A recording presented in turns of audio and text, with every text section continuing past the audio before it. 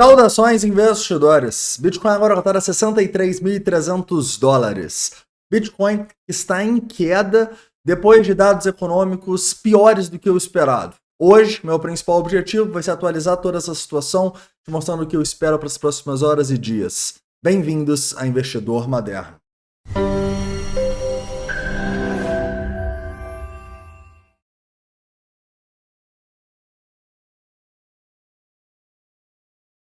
Vamos lá, investidores. Hoje eu quero começar aqui no diário falando um pouquinho sobre essa consolidação que a gente ainda não saiu, tá bom?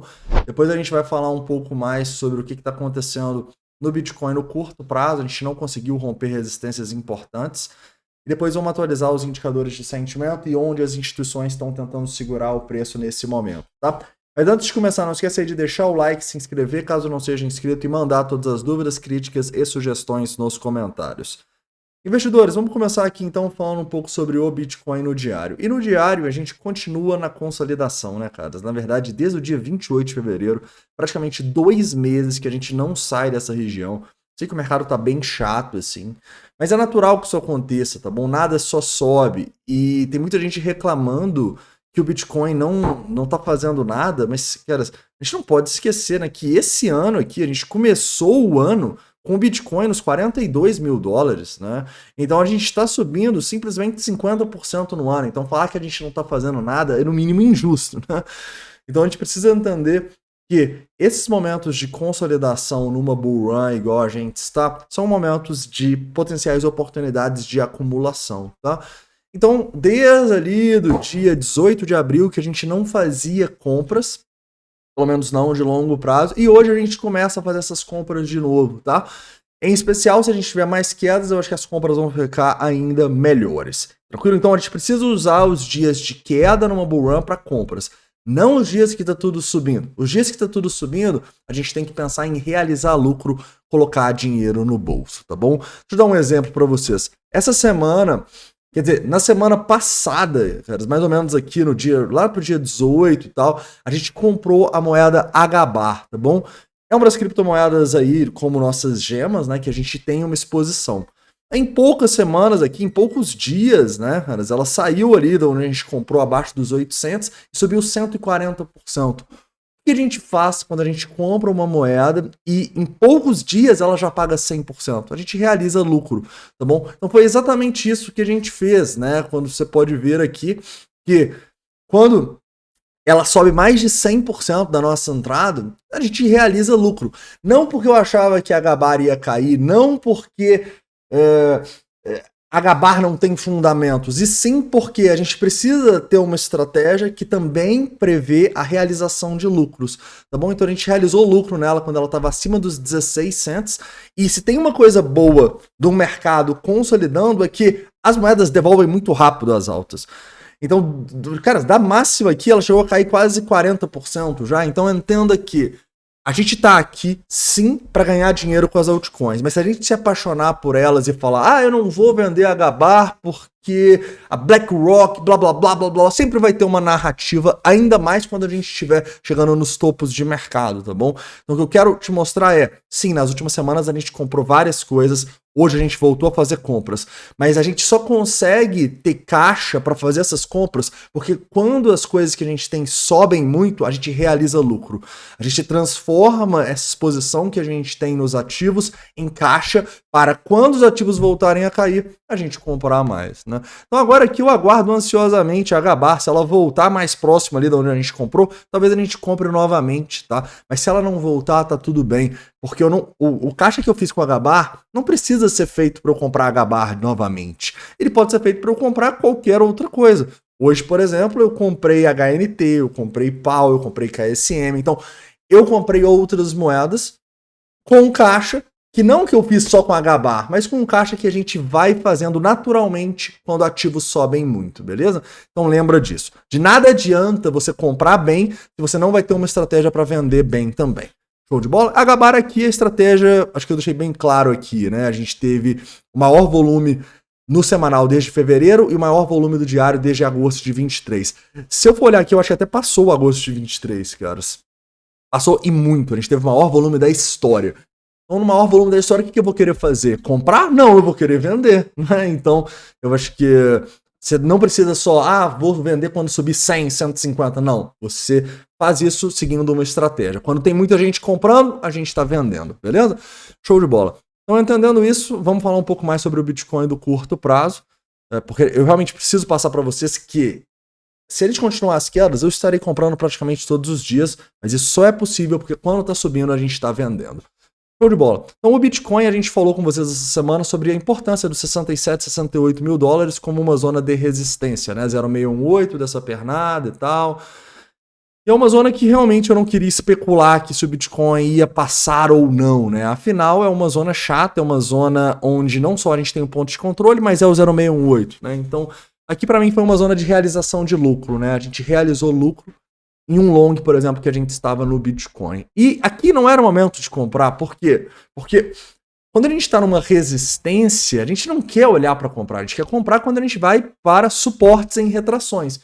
Então, repara aqui a gente está considerando uma tendência de baixa, correto? Mas quando eu abaixo um pouco o tempo gráfico, vou para 1 hora, a gente já tem uma tendência de alta aqui no curto prazo, vocês concordam? Então, o que eu posso fazer? Traçar este Fibonacci aqui dos fundos até o topo e ver que, opa, o Bitcoin está chegando em zonas de Fibonacci, né? Quer dizer que chegou no 0,382, vamos comprar igual o doido? Não, tá? Quer dizer que a gente precisa ficar de olho para com gatilhos fazer compras, tá? Então, por exemplo, eu entrei num long no Bitcoin nessa região abaixo dos 63 mil dólares com stop além desse fundo, né? E é um long que eu gosto porque é um long que aumenta a minha exposição no Bitcoin num momento que beleza, cara, se a gente continuar vendo o S&P 500 despencar, Nasdaq despencar, igual está sendo hoje, a gente pode ser estopado. Mas, como a gente não está fazendo compras de longo prazo, nosso risco é menor, porque se o preço for no nosso stop, a gente vai vender, né? E obviamente que aqui eu não estou falando dos meus investimentos de longo prazo no Bitcoin. Investimentos de longo prazo eu já falei com vocês, eu só vou comprar no 55, 52 se a gente for lá, né? Mas enquanto eu não tenho uma boa relação de retorno para investimentos de longo prazo, eu tenho boas relações de retorno para fazer trades, tá bom? É por isso que a gente enviou um trade hoje para os associados, justamente nessa região aqui abaixo dos 63 mil dólares. Beleza? Show de bola. Entendendo isso, também vamos falar um pouco sobre o sentimento e por que a gente enviou esse trade, né? Primeiro ponto, a gente tem um preço que, quando ele cai, o Open Interest cai, quando ele sobe, o Open Interest sobe. Beleza, não foi o maior aumento de Open Interest do mundo, a gente saiu de 9,25 bi para 11 bi na máxima, agora a gente está caindo aqui para 10,4 bi, mas o que eu quero que você perceba quando o preço está subindo, o Open Interest está subindo. Quando o preço está caindo, o Open Interest, ele cai, né? Ou seja, se eu colocar aqui, ó, repara que desde que a gente começou a queda, o Open Interest está em queda também. Então isso para mim é um bom sinal, isso é um sinal de que a tendência predominante ainda é de alta, tá? Outro ponto importante que eu posso demonstrar para vocês é que a gente tem uma divergência bullish no nosso CVD, né? O cumulativo volume delta, ele está na mínima histórica. O que isso quer dizer? Quer dizer que nunca tanta gente cumulativamente vendeu a mercado. Não esteve vendida, vendeu a mercado. Então isso é um ótimo sinal, isso é uma divergência bullish que dá embasamento para eu ter uma relação risco-retorno em um trade a partir dessa região abaixo dos 63 mil dólares. Beleza? Obviamente que um trade, como tudo que a gente faz aqui, são probabilidades. Se o preço for abaixo ali dos 59 e tal, a gente será estopado, mas a gente tem uma boa relação risco-retorno de quase 1,5 para 1 ao fazer essas compras aqui. Então é um risco que eu sim estou interessado em correr e já estou incorrendo. Beleza? Pontos negativos. O long short ratio é elevado, mas lembrem-se, o long short ratio elevado ele não me preocupa desde que não tenha aumento de open interest. Então, só você voltar no vídeo aqui quando a gente estava nesse fundo 59, eu não estava preocupado com esse long short ratio, né? Eu não estava impedindo da gente fazer um trade no Bitcoin aqui, assim como aqui não impede também. Gostaria que estivesse mais baixo? Sem sombra de dúvida, mas é a vida, né? Então, sempre quando a gente tem essas quedas, a gente está vendo um aumento natural do long short ratio, tá bom? Então isso aqui não preocupa muito, apesar de que se estivesse caindo seria melhor. E, obviamente, né? Seria mais seguro para quem quiser fazer um trade, esperar a gente subir com o Open Interest subindo e o Long Short Ratio caindo, você teria mais uma confirmação para entrar e ter uma maior probabilidade de sucesso na operação. Ah, Pablo, mas então eu vou esperar, beleza, mas aí você vai ter que comprar mais caro, né? Então você vai comprar mais acima. Então entenda que tudo no mercado é risco e retorno. Eu tô correndo um pouco mais de risco pegando essa faca caindo, entre aspas, aqui. Tô. Quem esperar fazer um pivô com melhora de indicadores vai correr menos risco, porém vai pagar mais caro e vai ter uma relação risco-retorno pior. Show de bola, caras? Para finalizar, falando um pouco sobre o S&P, porque o gráfico é quase o mesmo, né, caras? Olha só o S&P, o Bitcoin, então bem parecido assim. Eu acho importante a gente entender que se o S&P 500 simplesmente continuar despencando aqui, isso pode impactar na nossa operação, né? Então, lembra, o mercado sempre são probabilidades, a gente nunca pode achar que sabe o que vai acontecer, até porque a gente está ligado a toda essa questão do S&P, da Nasdaq. Então, muito parecidos os gráficos aqui. Se eu traçar Fibonacci, olha só, repara aqui, a gente está testando 0,618, aqui a gente está testando também 0,618, 0,5, então muito ligado, né? O que aconteceu hoje? O PIB veio mais fraco do que o esperado, tá bom? Então a gente teve um PIB subindo 1,6, a expectativa era 2,4, e isso na teoria seria bom, porque faria o Fed